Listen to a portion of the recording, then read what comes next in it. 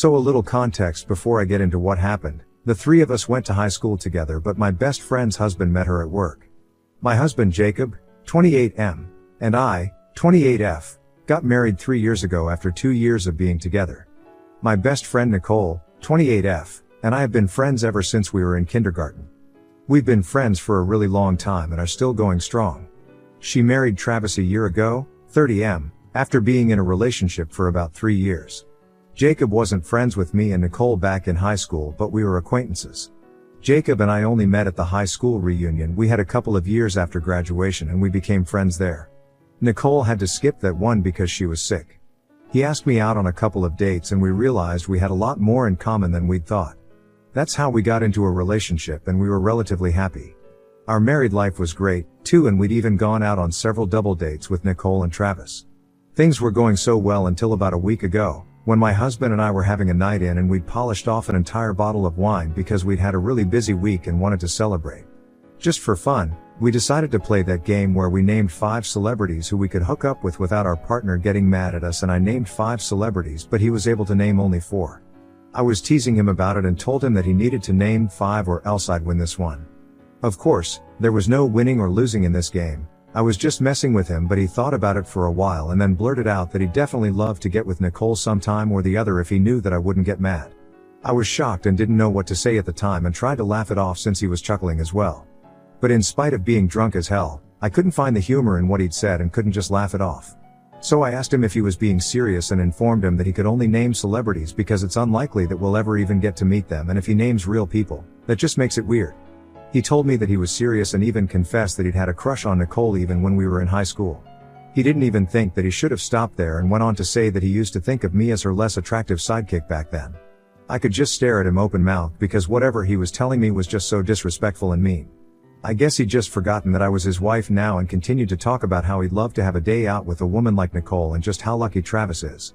I'd had enough that night, so I just left the room without a word and went to the bedroom and went to sleep. I was really upset, but I was also very drunk, so I fell asleep quickly, hoping that I'd forget all of this in the morning. But I didn't forget, and the next morning, I decided to confront Jacob about what he'd said the previous night at breakfast. He seemed pretty unaffected by last night even though I was nursing a terrible hangover. When I asked him if he'd actually meant what he'd said about Nicole last night, he told me that it was all true and didn't even seem sorry about it.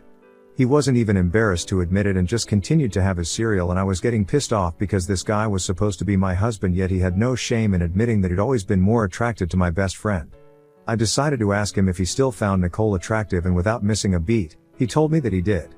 That was the last straw for me, and I lashed out at him over it, but instead of apologizing, he doubled down on what he was saying and told me that I needed to just accept it and move on. He did love me more than her and believed that I was his soulmate, but he still did think that Nicole was objectively more attractive than me, and if it came down to physical attraction then he'd pick her over me any day. And he expected me not to be offended at that, because what's more normal than your husband telling you that if it came down to it, he'd rather sleep with your best friend than you? We got into a really ugly fight and he left for work after telling me that I was being petty and childish. He said that he wasn't going to sugarcoat the truth for me, and if he didn't find me as attractive as Nicole then he wasn't going to say it just to boost my ego and make me feel better about myself.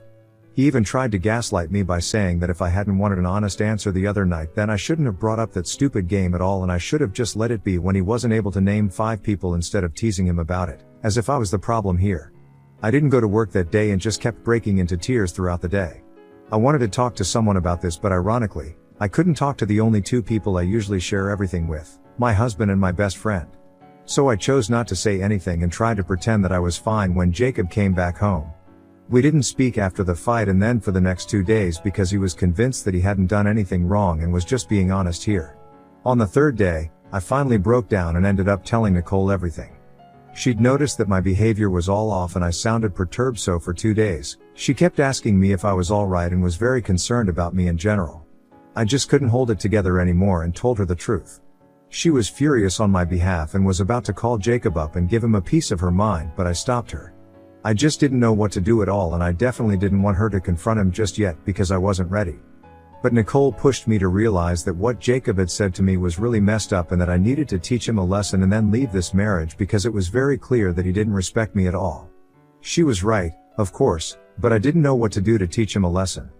It was only when Nicole mentioned how she wished Jacob would have said something like this while Travis was around, and it would have been a sight to see because he beat up a guy before who tried to catcall Nicole, that I realized I could just do exactly that. I asked her if she'd be okay with me arranging a double date with them in the next couple of days and having Jacob bring this up in front of Travis. She agreed readily, and we had a good laugh thinking about what had happened to Jacob if he said crap like this on the date. By then, the hurt had dissipated and had been replaced by anger, so I decided to go ahead with this plan of mine and even apologize to Jacob for overreacting, even though I didn't mean a word for it. I just wanted him to say yes to the double date. I made it up to him with his favorite dinner, and he actually had the audacity to tell me that he was glad I'd finally come to my senses, and he agreed to the date. The plan that Nicole and I had come up with was reckless enough, and I also added fuel to the fire by lying to my husband a day before the date by telling him that I'd learned from Nicole that even she'd had a crush on him for the longest time and would love to go out with him someday, so he should probably bring that up on the date. He seemed taken aback and asked if Travis was okay with it, and I lied and said that he didn't care because it was just a date and he didn't mind. He seemed very pleased with that and was smiling from ear to ear when I told him that, which lessened my guilt by a lot, to be honest. Yesterday, we finally left for the date in the evening, and Nicole and I had picked one of the finest restaurants in the city. We were all dressed up and it was supposed to be a great day for all of us. Nicole and I were excited because finally, Jacob was going to get whacked, and we believed that he desperately needed that. So after some small talk and a couple of glasses of wine, I finally brought up the game that we'd been playing the other day as a way to steer the conversation where we wanted it to go. Once again, I named 5 celebrities and asked Jacob to go next. He was confident enough to name Nicole this time without any prompting because of what had led him to believe the day before about Nicole feeling the same way about him and Travis not giving a damn. Unfortunately, neither of those things were true, and as soon as he named Nicole, she pretended to be shocked, and so did I. We threw him under the bus there, and when I took a look at Travis, he was already fuming. He's a pretty buff guy, so it was definitely intimidating, but Jacob was unfazed and continued to smile at Nicole.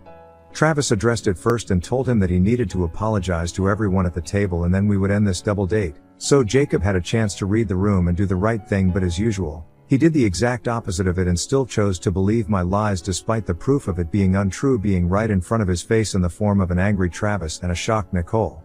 Yet he chose to answer back saying that he wasn't going to apologize because he knew that the feelings were mutual. He even decided to take it a notch higher and said that now that everything was out in the open, he and Nicole didn't need to push down their feelings for each other anymore and pretend like there was no tension there because now, Travis and I couldn't do anything.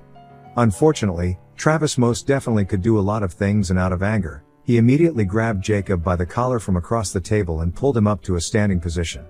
And before we even had time to react, there was a loud thump, after which I only remember Jacob being knocked down and the restaurant authorities escorting all of us out. Nobody called the cops because the restaurant didn't want any bad press, which was lucky for us. There was a lot of blood afterwards, and from what I know, Jacob had a broken nose, but he still had the audacity to continue the brawl outside the restaurant. He tried to taunt Nicole and me by calling us cowards because by then, he'd put 2 and 2 together and realized that we'd come up with this plan only to humiliate him, and only left when Travis warned him that one more word from him would land him in the hospital for a good few days. After that, I didn't go home and instead went to a hotel nearby. They dropped me off, and while in the car, we explained everything to Travis. We thought he'd be a little miffed that we hadn't involved him in this plan of ours, but he told us that he was glad we hadn't informed him beforehand, or else he might not have punched Jacob since he doesn't like getting into fights unless it's something serious. But he told us that Jacob deserved this and he wasn't sorry about it at all. He dropped me off and they went home after dinner since we hadn't been able to eat at the restaurant. After about 2 hours, just before I was about to crash, I received a text from Jacob saying that I was an awful person for doing what I did. He complained that he had to go to the ER all on his own since his nose was broken and he'd had to get it plastered. He said that my decision to screw with him just to get back at him for merely saying that he found Nicole attractive was disgusting and that he wanted a divorce as soon as possible. According to him, what I did was unacceptable and he thought that it was psychotic and juvenile of me to concoct a plan to get him beaten up by a guy twice as big as him. I felt a little bad that he had to deal with the ER on his own because I know blood in hospitals freak him out. I didn't respond to his text last night because I was too tired to even think about anything else, so I just went to sleep without much delay. I was still riding the high of watching Jacob get punched and didn't think that I'd done anything wrong. But now that I've woken up and I've also sobered up, I realized that what I did was definitely kind of messed up. He was right, it was juvenile of me and Nicole to sit and plot against him just to watch him make a total fool out of himself and then get punched right in the face. I think we went a little overboard and did something very high schoolish. I'm not happy about it anymore, but I'm also not sure if he was in the right here, either. I mean, He did say a lot of things that were just not cool. Not only did he admit that he finds Nicole hot right in front of her husband and his own wife, but he actively tried to get with her while we were around. I know he only said those things because I'd let him believe that Nicole liked him back, but even then, it was crazy because that meant that these had been his true feelings toward her all along. And I still can't forget the fact that he called me her less attractive sidekick. That's obviously got to sting coming from your own husband. I know the marriage is over, but I don't know if I owe him an apology for doing what I did. I do think what I did was petty and kind of overkill, but the things he said last evening kind of made it seem like he deserved it. So Ida for lying to my husband and letting him hit on my best friend just to get him beaten up by her husband? Update 1. Okay, I went through the comments on my original post and I'll admit it. I messed up big time. Most of you guys said that ESH and I know it's true.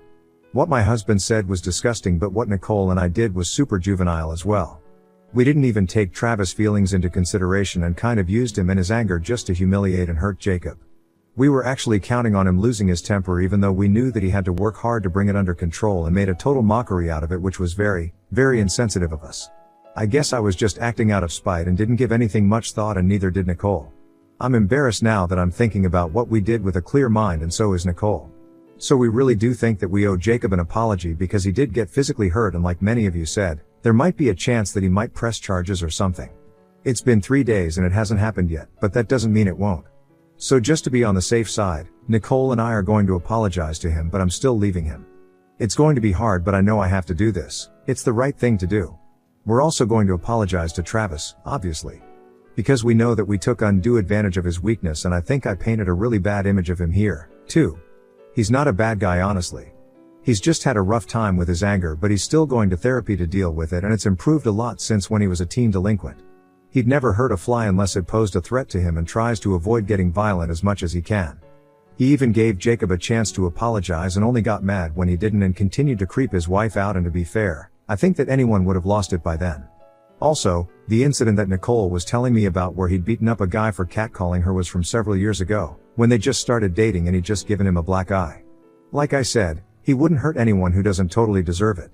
I'm not trying to defend violence in general, but sometimes you have to do something about certain situations where words just don't seem to cut it.